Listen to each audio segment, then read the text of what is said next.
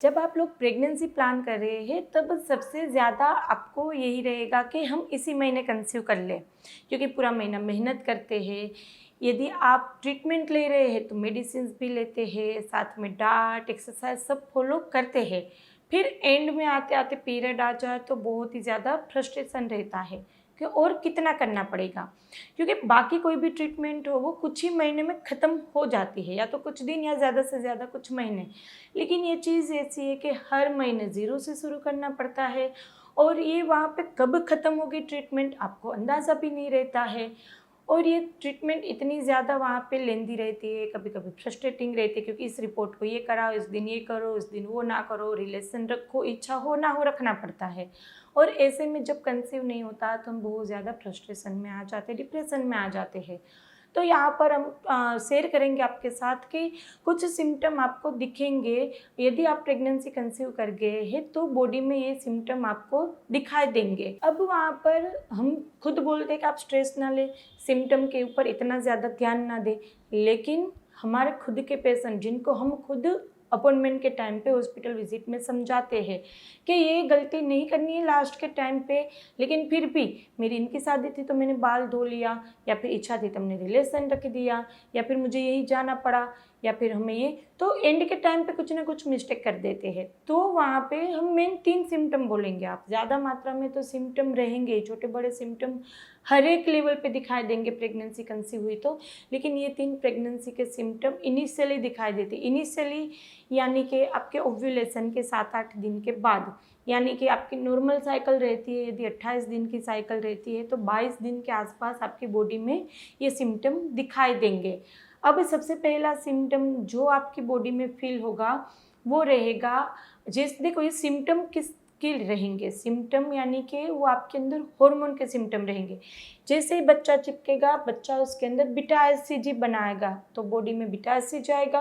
Beta SCG progesterone की मात्रा और बढ़ाएगा, क्योंकि नेचुरल जो सिम्टम क्या रहेगा, जैसे पीरियड कब आएगा, आपकी बॉडी में 28 दिन की साइकिल है तो 26वें दिन के आसपास यदि अंदर बच्चा नहीं ठहरा है, इम्प्लांटेशन नहीं हुआ है, तो 26 दिन के आसपास प्रोजेस्टेरोन ड्रॉप हो जाएगा, वो कम हो जाएगा, फिर जाके आपके 1-2 दिन में पीरियड आएगा। अब वहाँ पे पहले बच्चा आएगा तो अपना वहाँ पे फिक्स करेगा कि मैं यहाँ पे टिकी रहूँ। प्रेगनेंसी खुद अपने आप वहाँ पे ये मेहनत करती है वहाँ पे टिकी रहने की। बच्चा खुद बीटा एससीजी बनाता है। अब वो बीटा एससीजी जाएगा बॉडी में और वो प्रोजेस्टेरोन की मात्रा बनाएगा, प्रोजेस्टेरोन की मात्रा बढ़ती जाएगी। तो ये जो सिम्टम आएंगे आपकी बॉडी में वो प्रोजेस्टेरोन के आएंगे। तो सबसे पहले तो लेथार्जी फीलिंग आएगी, मसल्स सब सारे जो मसल्स होते हैं वो थोड़े वहाँ पे सॉफ्ट हो जाते हैं। लेथार्जी फीलिंग आएगी, आपको कुछ करने की मन नहीं, इच्छा नहीं होगी, आपको सोते रहने का इच्छा ज़्यादा होगी, नींद ज़्यादा आएगी। नींद ज़्यादा आएगी लेकिन डिस्टर्ब भी ज़्यादा होगी, बहुत ही गहरी नींद नहीं आएगी, थोड़ी थोड़ी देर में डिस्टर्बेंस रहेगा। तो एक तो नींद ज़्यादा आएगी, आपको थोड़े वीकनेस फील होगी। दूसरा जो सिम्टम सबसे ज़्यादा पहले दिखाई देता है वो है आपके खान पान में। कुछ चीज़ें बिल्कुल आपको अच्छी नहीं लगेगी, कुछ चीज़ें ऐसी है कि आप जाएंगे, बहुत अच्छी फेवरेट है, यदि कुछ बन भी रहा है रसोई में तो आप जाएंगे आपको नोज़ेटिव फीलिंग आएगी।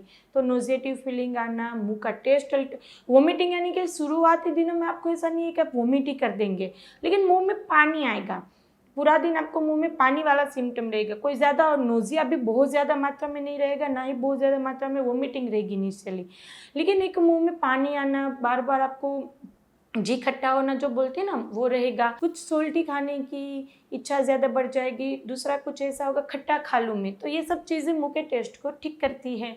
तो आपको मुंह का टेस्ट अल्टर हो जाएगा, जो चीज़ बहुत ज़्यादा पसंद थी वो खाने की इच्छा नहीं रहेगी, कभी कुछ सोचा ना हो ऐसे खाने की इच्छा बढ़ जाएगी आपको, और अलग अलग तरीके से आपको ये टेस्ट में बदलाव आएगा। और भूख का भी ऐसा है, कोई कोई पेशेंट ऐसा बोलते बहुत ज़्यादा भूख बढ़ जाते तो किसी के बिल्कुल ख़त्म हो जाते, बिल्कुल नहीं खाया जाएगा, बस अब नहीं खाना है। दूसरा एक सिम्टम ये रहता है कि आपको इम्प्लांटेशन ब्लीडिंग हो सकती है। अब इम्प्लांटेशन पेन को लेकर बहुत ज़्यादा पेशेंट बोलते हैं कि जब मुझे बीच के दिनों में थोड़ा सा वहाँ पे खिंचाव महसूस हुआ था, या वहाँ पे बटरफ्लाई फीलिंग आई थी। और देखो इम्प्लांटेशन यानी कि बच्चा होगा वो वहाँ पे चिपकेगा, लेकिन इतनी मात्रा में कोई ऐसा आपको खिंचाव या फिर वहाँ पे वो खड्डा खोद रहा है तो आपको वैसे कुछ मतलब पिंचिंग फीलिंग ऐसे ज़्यादा मात्रा में कोई सिम्टम नहीं आएगा, यानी कि इम्प्लांट हो रहा है, बच्चा वहाँ पे प्रोसीजर चालू, ऐसा कोई फीलिंग नहीं आएगी आपको। हाँ, हमने जैसे बताया अभी आपको इम्प्लांटेशन ब्लीडिंग हो सकती है, इम्प्लांटेशन स्पॉटिंग हो सकती है, लेकिन वो होगी आपके ओव्यूलेशन के 6-7 दिन के बाद, और आपकी जो साइकिल होगी उसके भी 6-7 दिन के पहले। अभी इसमें ज़्यादा कन्फ्यूज़न पेशेंट को ही रहता है कि उनकी डेट होती है, उसके अगले दिन हल्की सी स्पॉटिंग होती है, फिर दूसरे दिन डेट आती है, तो वो स्पॉटिंग इम्प्लांटेशन स्पॉटिंग नहीं, यानी कि डेट के आगे 1-2 दिन में जो दिखने को मिले वो इम्प्लांटेशन ब्लीडिंग नहीं होती है, वो स्पॉटिंग बोली जाती है। यदि आपको डेट शुरू होने के 1-2 दिन पहले स्पॉटिंग आ रही है तो आप थायराइड का और प्रोलैक्टिन का टेस्ट करा सकते हैं। ये 2 रिपोर्ट में यदि थोड़ी दिक्कत होगी तो आपको इस तरह से आगे स्पॉटिंग हो सकती है। और एक रहता है सिस्ट, जिनको ओवरियन सिस्ट की एंडोमेट्रियोमा, एंडोमेट्रियोसिस की दिक्कत, एडिनोमासिस की दिक्कत रहती है, उनको डेट के 1-2 दिन पहले थोड़ी स्पॉटिंग आके फिर खुल के पीरियड आता है। लेकिन जो ये इम्प्लांटेशन ब्लीडिंग होगी वो डेट के 7-8 दिन पहले आएगी, और वो हल्की पिंकिश या ब्राउन कलर की स्पॉटिंग रहेगी। पैड लगाने की कोई ज़रूरत नहीं पड़ेगी, सिर्फ और सिर्फ थोड़ी स्पॉटिंग आके वो बंद हो जाएगा। तो ये बेसिक सिम्टम दिखेंगे। बाकी तो ब्रेस्ट में टेंडरनेस आ सकती है, आपको ज़्यादा रोना आ सकता है, आपको ज़्यादा स्ट्रेस बढ़ जाता है, मूड स्विंग रहता है, बाकी सिम्टम रहेंगे, लेकिन जनरली जो देखे जाते हैं, जो आप नोटिस कर पाए, वो सिम्टम इतने रहेंगे।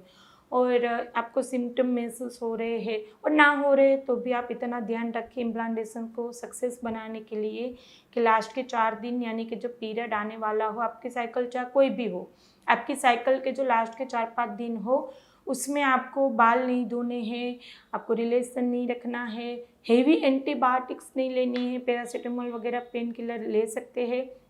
हेवी एंटीबायोटिक यदि बहुत ज़्यादा ज़रूरी ना हो तो अवॉइड करो। यदि बहुत ही मेजर कंप्लेन बॉडी में दूसरे ऑर्गन में आई हो तो बात अलग है, बाकी ऐसे हेवी एंटीबायोटिक से दिक्कत आ सकती है।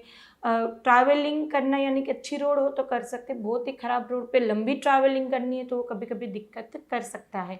तो लास्ट के 4-5 दिन में इतना आपको ध्यान रखना है।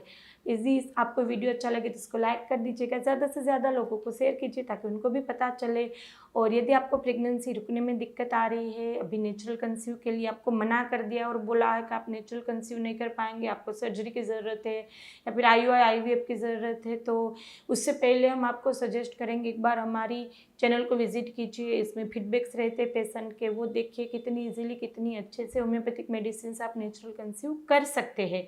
तो हम चाहेंगे आप नेचुरल कंसीव के लिए थोड़ा टाइम दीजिए अपनी बॉडी को, होम्योपैथिक मेडिसिन स्टार्ट कीजिए। यदि आप हॉस्पिटल विजिट करना चाहते हैं तो हम आनंद में, गुजरात में रहते हैं, आप हॉस्पिटल विजिट कर सकते हैं। यदि यहाँ नहीं आना चाहते हैं तो ऑल ओवर इंडिया में या कहीं फॉरेन में भी कहीं हो, आप हमारे टेलीफोनिक अपॉइंटमेंट बुक करवा सकते हैं। हम जो मेडिसिन लिखते हैं वो हर जगह पर अवेलेबल हो जाती है, ऑनलाइन भी मिल जाती है, तो आपको टेलीफोनिक अपॉइंटमेंट घर बैठे ट्रीटमेंट करवा सकते हैं।